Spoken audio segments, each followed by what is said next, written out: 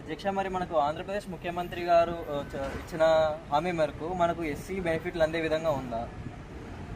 ఈ గౌరవ ముఖ్యమంత్రి నారా చంద్రబాబు నాయుడు గారు 2 సార్లు ఇదే కర్నూలు జిల్లాలో యమునూరులో ఎత్తనేమి కలువట్ల గ్రామంలో రైతు పాటదారు పాస్ పుస్తకం నందు మన నడిపన్న గారు మాట్లాడిన దానికి సమాధానం చెప్తూ, నేను ఎస్సీ బెనిఫిట్స్ అన్నీ ఇస్తాను, కేంద్రంలో చట్టబద్ధ ఇవ్వడానికి టైం పడుతుందని చెప్పాడు.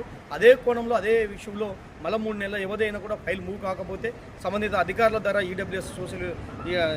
EWS special chief secretary K Sunitha madam గారు అయితేనేమి, సోషల్ వెల్ఫేర్ డిపార్ట్మెంటు సెక్రటరీ గారు అయినటువంటి ఎంఎం నాయక్ గారు అయితేనేమి, అదేవిధంగా కన్సల్ట్ బీసీ వెల్ఫేర్ గారు అయితేనేమి, వీళ్ళందరి దృష్టికి తీసుకుపోయినప్పుడు సంబంధిత సునీత మేడం గారు కలెక్టర్ల యొక్క ప్రోగ్రాంలో కూడా సీఎం గారి దృష్టికి తీసుకుపోవడం జరిగింది. సీఎం గారు కలెక్టర్ల యొక్క మీటింగ్లో సిఎస్లో పిఎస్ అంటే సిఎస్ పర్సనల్ చీఫ్ సెక్రటరీ యొక్క మీటింగ్లందు అంటే ఆల్ ద కలెక్టర్లు చీఫ్ సెక్రటరీలు on the all the department ముందల్నే ఒక హామీ ఇవ్వడం జరిగింది. మన ఏ విధంగా ఎస్సీ బెనిఫిట్స్ బుడగ సంఘాలకు అందించే విధంగా చర్యలు చేసుకోండి అని చెప్పి ఆదేశాలు ఇవ్వడం జరిగింది. అదే కాకుండా కేంద్రంలో ఇది చట్టబద్ధ కావాలంటే టైం పడుతుంది. ఆ టైం అయ్యేంత వరకన్నా కనీస వీళ్ళకు వెసులుబాటు ఈ ఎస్సీ బెనిఫిట్స్ వచ్చే విధంగా చేయండి, ఉద్యోగం తప్ప అన్నాడు. అది న్యాయం జరుగుతుందని చెప్పి ఎంతో ఆశించాను. ఆ కోణంలోనే ఫైల్ కూడా మూవ్ చేయించడం జరిగింది.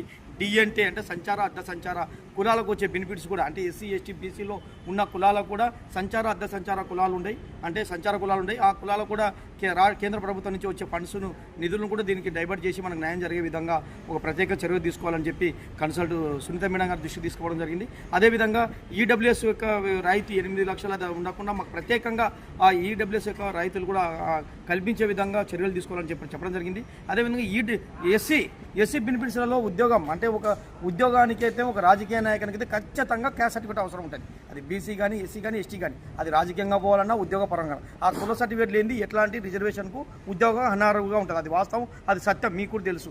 కాబట్టి ఈ కనీసం ఇది 200 యూనిట్లు ఉచిత విద్యుత్ ఎత్తనేమి, ఆ లోన్లు ఎత్తనేమి, వివిధ సంక్షేమ పథకాలు ఎత్తనేమి, మన గురుకుల హాస్టల్ రెసిడెన్సీ హాస్టల్ ఎత్తనేమి, అడ్మిషన్లు ఎత్తనేమి, చదువుకున్న వాళ్ళకి ఎత్తనేమి, వివిధ సంక్షేమ పథకాలకు ఎత్తనేమి, పెన్షన్లకు ఎత్తనేమి అన్నీ ఉపయోగపడడానికి ఎస్సీ ఈ డిఎన్టీ అంటే ఈడబ్ల్యూఎస్ యొక్క బెనిఫిట్స్ రావాలని చెప్పి ఫైల్ మూవ్ చేయడం జరిగింది.